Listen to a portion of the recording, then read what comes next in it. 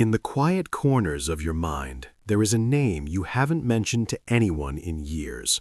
It's the name of the person you once called your best friend, the one who knew your secrets, your fears, and your late-night ambitions. Yet today, if you saw them on the street, you would both likely look at your phones and keep walking. Two ghosts haunting a shared past. We tell ourselves that people simply drift apart, but that is the first lie of many. The truth is far more clinical, far more predatory. We are living in an era of social Darwinism, masked by emojis and likes, where the ancient tribe has been replaced by a digital marketplace of personas. You aren't losing friends because you're growing up. You're losing them because the masks are becoming too heavy to wear.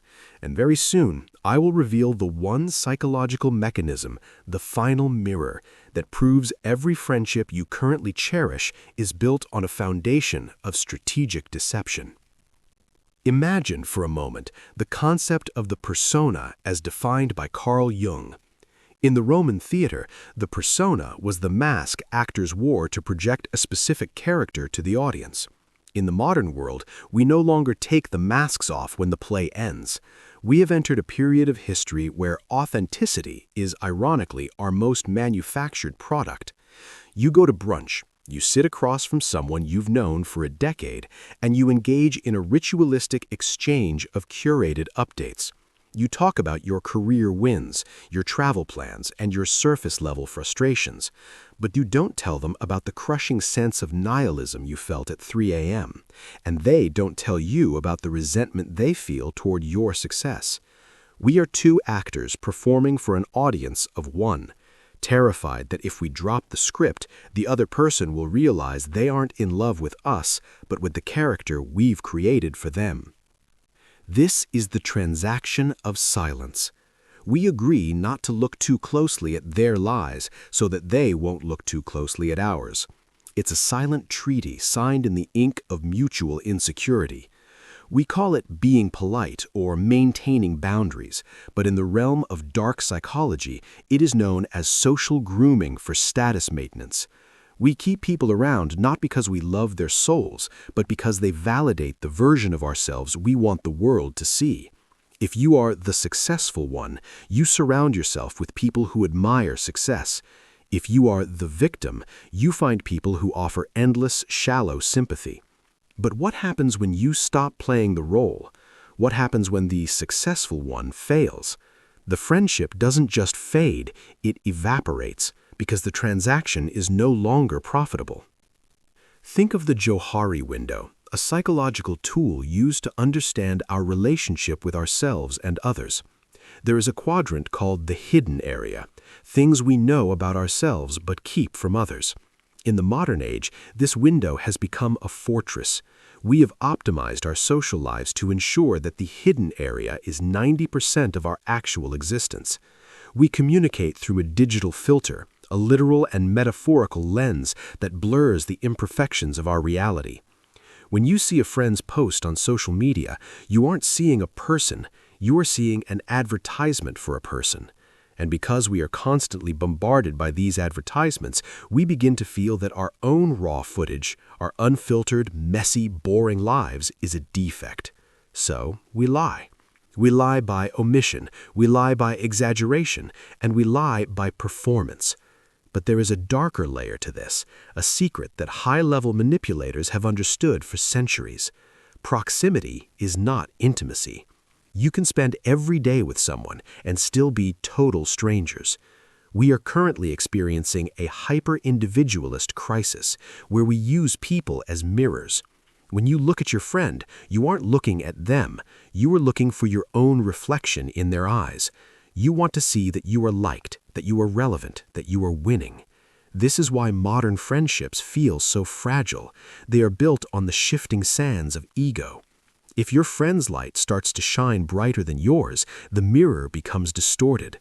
Suddenly, their success feels like your failure. This is where the green-eyed lie begins. The smile that doesn't reach the eyes, the congratulations that feels like a weight in the throat. In a few minutes, I will explain why your brain is actually wired to prefer these lies over the truth, and how this biological glitch is being exploited by the very structure of our society. But first, we must understand the shadow side of empathy.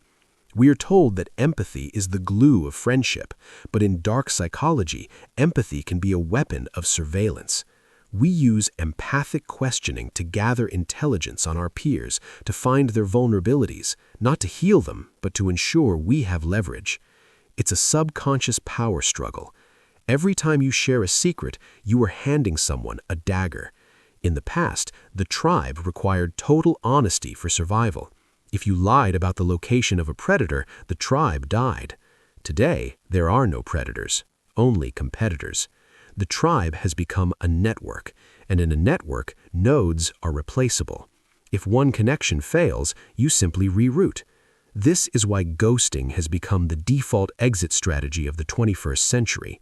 It is the ultimate expression of the lie that the other person never mattered. To ghost someone is to treat them as a software update that you've decided not to install. It is a total withdrawal of humanity, made possible because the friendship was never built on the bedrock of reality to begin with. It was a digital contract, and contracts can be terminated without notice. We are terrified of the confrontation of truth, so we choose the silence of the lie. Consider the chameleon effect. We naturally mimic the gestures, speech patterns, and attitudes of those we spend time with. In a healthy environment, this builds rapport.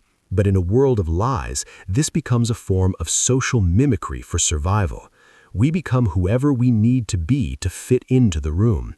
We adopt political views we don't hold, laugh at jokes we don't find funny, and condemn things we secretly enjoy. We are chameleons living in a hall of mirrors, and the tragedy is that when everyone is blending in, no one is actually there. We are a collection of empty suits having dinner, discussing content and trends, because discussing truth would be social suicide. We are approaching the revelation of the final mirror, but to understand it, you must first accept the Diderot effect of social circles. Denisor Diderot, the French philosopher, wrote about how receiving a beautiful new dressing gown made him feel that all his other possessions were tawdry by comparison. He began replacing everything to match the gown. We do this with friends. We upgrade our social circles to match our perceived status. We lie to our old friends about why we're busy because we are busy auditioning for new friends who have more social capital. We treat human beings like furniture, replacing them when they no longer fit the aesthetic of our lives. The lie of loyalty is perhaps the most painful to dismantle. We use the word loyalty to demand silence. We expect our friends to support us even when we are wrong, to defend us when we are toxic, and to lie for us when we are caught. This isn't loyalty, it's a mutual protection pact. It's the omerta of the modern socialite. If I cover for your lies, you cover for mine. We create these small bubbles of shared delusion where we can feel like good people despite our actions. The moment a friend tells you the uncomfortable truth, the moment they stop lying to you, is usually the moment the friendship ends. We don't want friends, we want accomplices. This brings us to the parasocial pivot.